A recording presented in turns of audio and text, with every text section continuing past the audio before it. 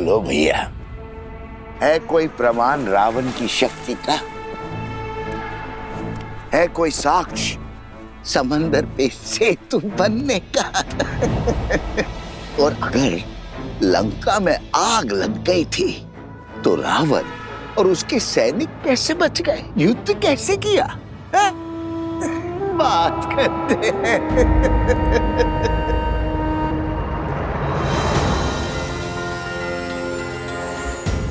प्रभु श्री राम के यश को घटाने का प्रयास करने वाले पापी, तेरा शीश इस धड़ पे रहने के योग्य नहीं है।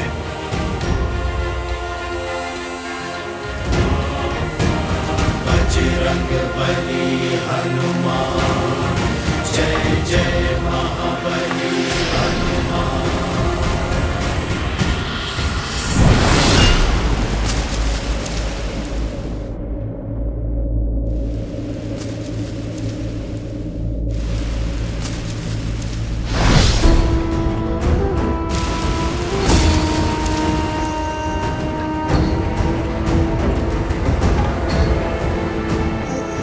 बचाओ, ये वानर मुझे मार रहा है। अरे बचाओ, बचाओ, ये वानर मुझे मार रहा है। ये कैसा दुस्साहस है?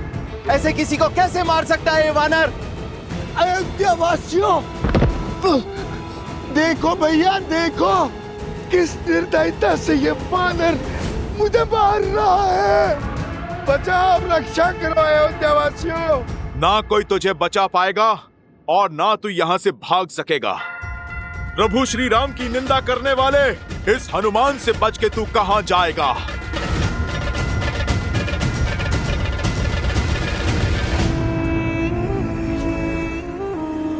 मैं कहां भाग रहा हूं राम भक्त?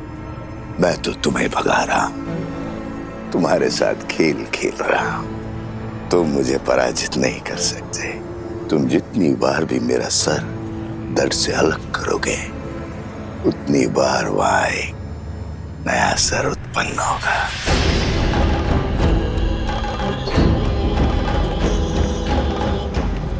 अरे देखो भैया, देखो कैसे एक वृद्ध को ये वानर मार रहा है।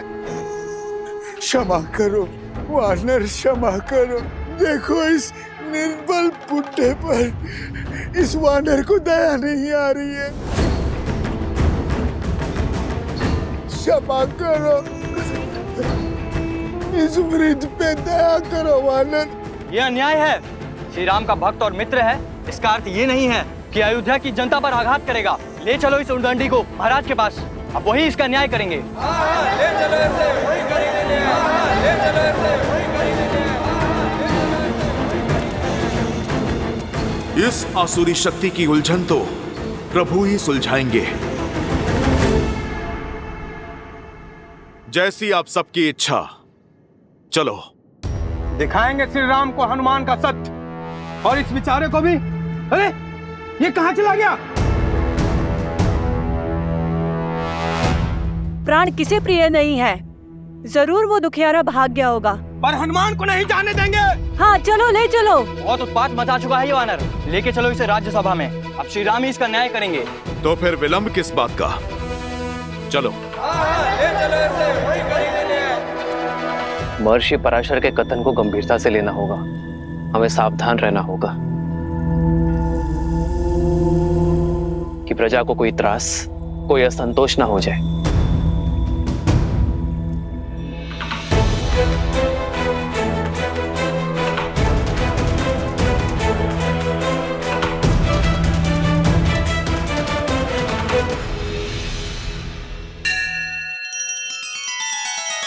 श्री रामचंद्र कृपालु भजु मन हरण भव भय दारुणम।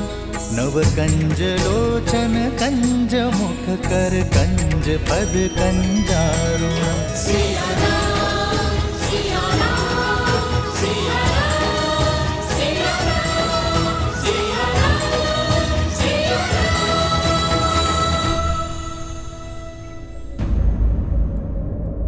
क्या हुआ?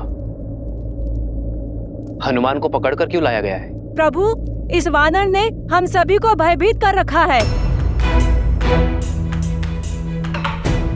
यही नहीं, इसके दूसरे साथी रावण से आपके युद्ध की असत्य कथाएं बता रहे हैं। असंभव। वानर भैया के विषय में ऐसा कुछ भी असत्य कह नहीं सकते। क्षमा चाहता हूं राजकुमार, लेकिन बड़े कुटिल हैं ये वानर और दुष्ट भी। आज इस हनुमान ने उस वृद्ध व्यक्ति के प्राण लेने का प्रयास किया। न्याय कीजिए श्री राम।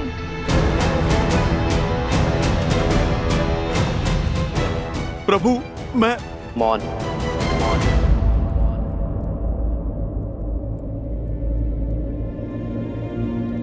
ये राम अपनी प्रजा को कभी निराश नहीं करेगा, किंतु हनुमान मेरे मित्र वानरराज सुग्रीव की प्रजा है। उसका न्याय, उसे दंड देने का अधिकार केवल मेरे मित्र वानरराज सुग्रीव को है। अयोध्या वासियों, वानरों की ओर से यदि किसी को भी असुविधा हुई हो तो मैं क्षमा चाहता हूं।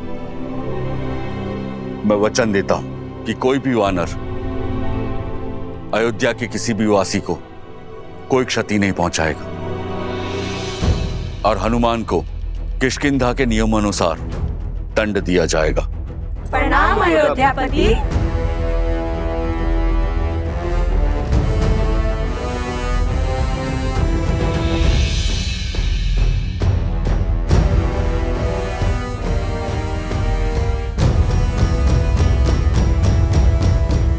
हनुमान, कौन था वो राक्षस? प्रभु, आपको कैसे पता चला? क्योंकि मैं जानता हूं कि मेरा हनुमान कभी किसी निर्दोष नागरिक को पीड़ा पहुंचा ही नहीं सकता।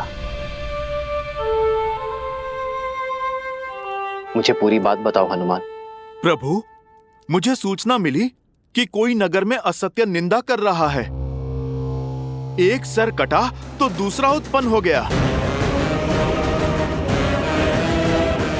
अवश्य ही कोई आसुरी शक्ति है वो। जो विपदा आने वाली है उसके अस्त्र तलवार या भाले नहीं, असत्य, लोकवाद, झूठी निंदा, ये सब उसके अस्त्र हैं। महर्षि पराशर का कथन उचित था। यह असुरी माया अवश्य ही किसी घोर संकट का कारण बनेगी।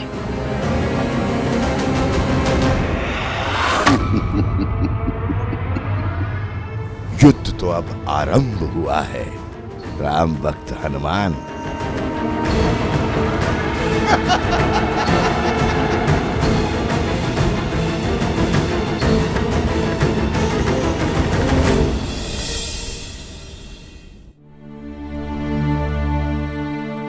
एक सर कटा तो दूसरा उत्पन्न हो गया। अवश्य ही कोई आसुरी शक्ति है वो।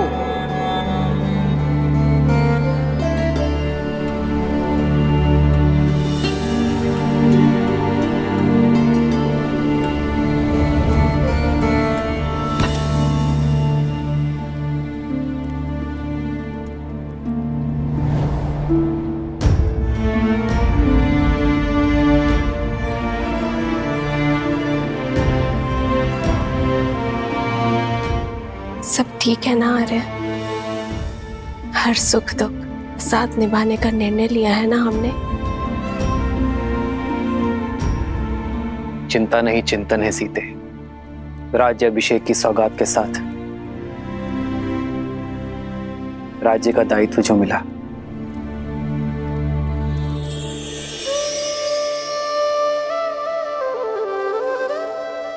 दायित्व तो आपने बिना राजपाट के भी निभाया है आर्य।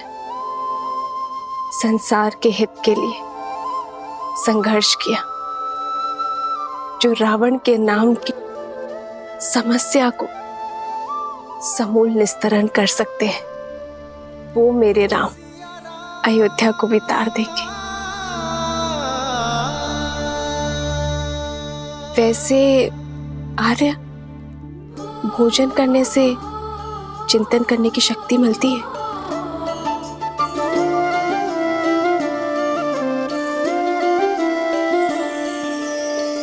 जन्म जन्म का है ये संगम, राम रतन सीता वैभव धन।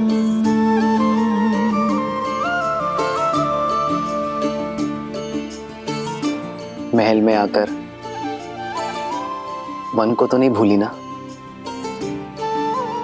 वन का भोजन स्मरण है? राम सिया राम सिया राम सिया राम, राम सिया राम सिया राम। वो स्मृतियां तो मैं आने वाले जन्मों में भी नहीं भूल सकती यार। मैं तो पुनः एक बार प्रकृति की ओट में वन के जीवन का आनंद लेना चाहती हूँ। इसमें समस्या है क्या सीते? राम तो सीता की हर इच्छा पूरी करता है, और ये तो महारानी की इच्छा है। ये तो शीघ्र ही पूर्ण करूंगा।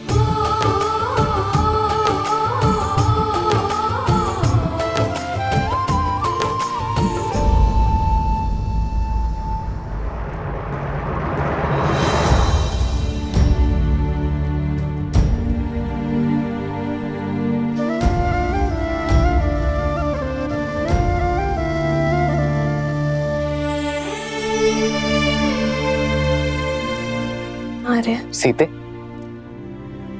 ये केसर भात तो बहुत ही स्वादिष्ट है। ये तुमने बनाया?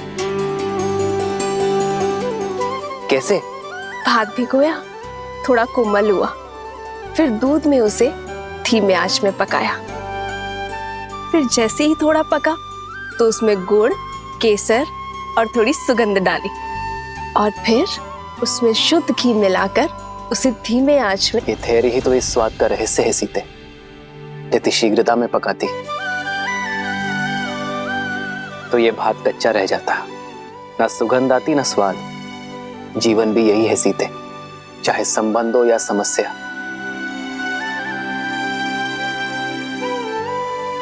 समय की आज के साथ ही इसे समझा जाता है और सुलझाया भी जाता है। और यदि शीघ्रता दिखाई तो सुख और शांति नहीं, चिंता और दुख मिलेगी। स्पष्ट कहिए आर्य। मैं तुम्हें बातों में नहीं उलझा सकता सीते, और तुमसे असत्य भी नहीं कह सकता। इसलिए समय दो सीते, क्योंकि सत्य कहने का समय अभी आया नहीं।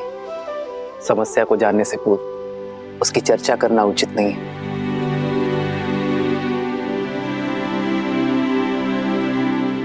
तो फिर मैं आपसे वो प्रश्न पूछती हूँ जिसका उत्तर देने में आपको सरलता हो। तो बताइए, महाभोज में हनुमान और वानर सेना के लिए क्या भोजन बनाऊं जिससे वो संतुष्ट हो? ये तो पहले से भी कठिन प्रश्न है सीते। इस प्रश्न का उत्तर ना नर दे सकते हैं ना नारायण, और चिंतन भी समय के साथ इसे सुलझा नहीं सकता।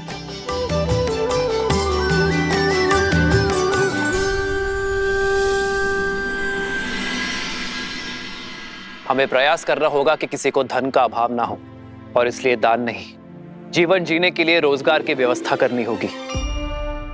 दान व्यक्ति को अशक्त बनाता है, पर कार्य व्यक्ति को सक्षम बनाता है।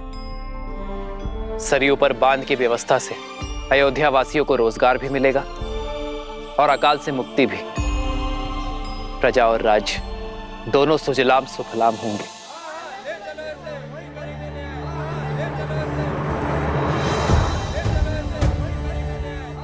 ये कोलाहल कैसा? ऐसा प्रतीत होता है हमारी प्रजा है महाराज। मैं अभी सैनिकों को भेजकर शांत करवाता हूँ। राजा को शांत नहीं, संतुष्ट करना होता है सुमंत जी। प्रजा का सुख मुझ तक पहुंचे ना पहुंचे, उनका असंतोष अवश्य पहुंचना चाहिए।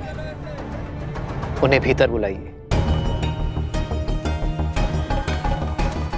रक्षा करिए महाराज, रक्षा कीजिए, हमारी रक्षा कीजिए, रक्षा कीजिए, हमारी रक्षा कीजिए, रक्षा कीजिए महाराज, रक्षा कीजिए महाराज, रक्षा कीजिए महाराज। शांत हो जाइए। जो बात है निसंकोच कहिए, निर्भय होकर कहिए। हमारे प्राण संकट में है, रक्षा कीजिए महाराज, हमारी रक्षा कीजिए महाराज। हमारी रक्षा कीजिए। पश्चिम की ओर से राक्षसों ने हमारे ऊपर आक्रमण कर दिया और हमारे अनेकों भाइयों को उन्होंने मार डाला। हमारा धन दान सब कुछ लूट लिया उन्होंने।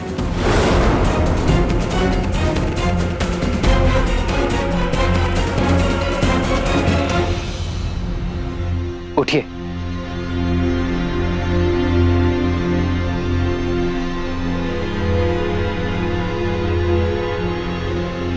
कौन है ये राक्षस? क्या नाम है उसका?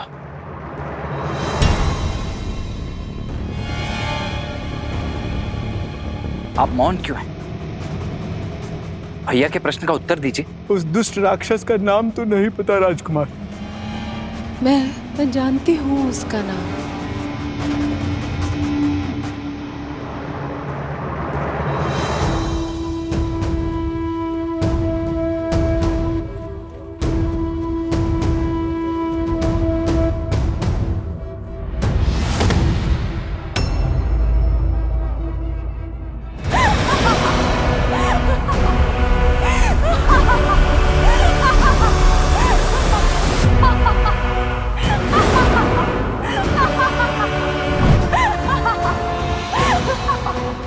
शूर्पणखा।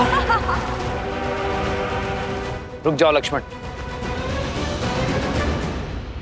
मेरे मामा भस्कर्ण ने बचाया है ये हाहाकार तुम्हारे राज्य में राम। वो भास्कर्ण जो संपूर्ण राक्षस कुल का प्रतिशोध लेंगे, हमारे खोए हुए मान सम्मान को लौटाएंगे। है बल तो आओ और लड़ो उनसे, बचा लो अपनी इस अयोध्या को।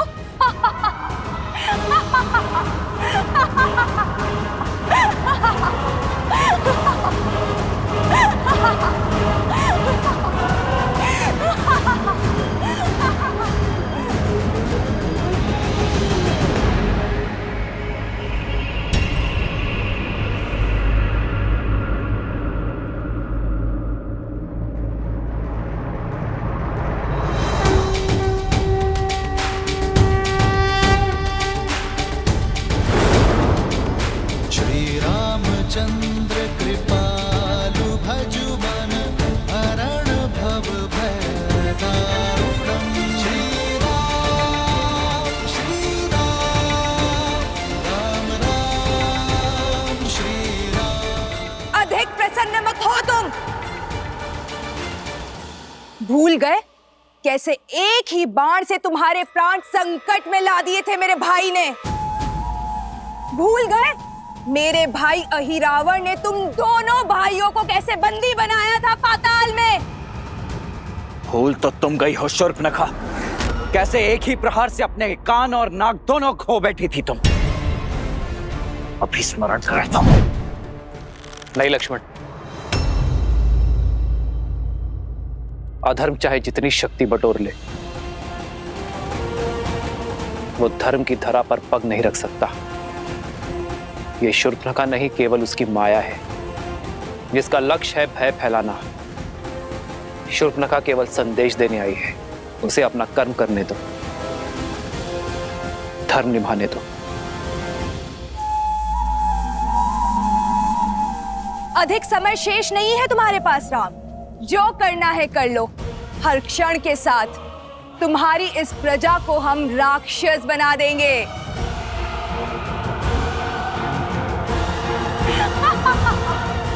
तुम्हारा कार्य पूर्ण हुआ शूर्पणखा।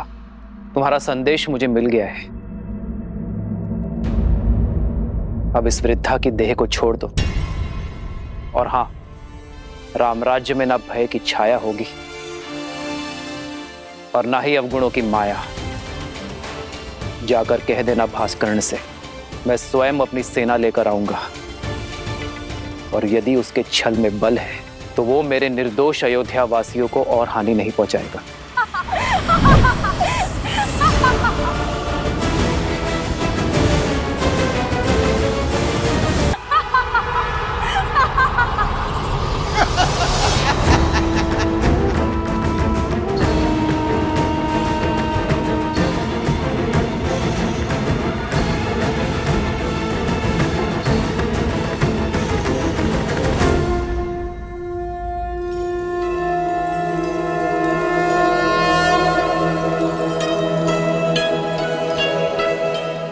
माता, आपने स्मरण किया? सब ठीक तो है ना माता? क्या किसी ने आपको सताने का दुस्साहस तो नहीं किया? जिसका इतना सचेत पुत्र हो, ऐसा शूरवीर पति हो और इतने सामर्थ्यवान देवर हो, उसे कष्ट पहुंचाने का साहस कौन कर सकता है भला?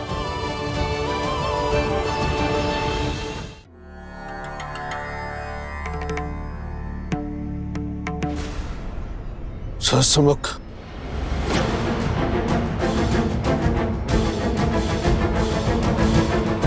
आपका आभास उचित था श्री राम। भास्कर्ण वो आसुरी शक्ति नहीं है जिसकी चिंता हमें घेरे हुई थी। आपकी चिंता का विषय सहस्त्रमुख रावण था। हाँ ऋषिवर, समझ रहा हूं कि उसकी काली छाया प्रवेश कर चुकी है। ये वो असुरी शक्ति है जो बाहर से नहीं भीतर से प्रहार करती है। लोक अपवाद और असंतोष उसके अस्त्र है। हमें अयोध्या को सहस्त्रमुख रावण के इन अस्त्रों से बचाने की आवश्यकता है।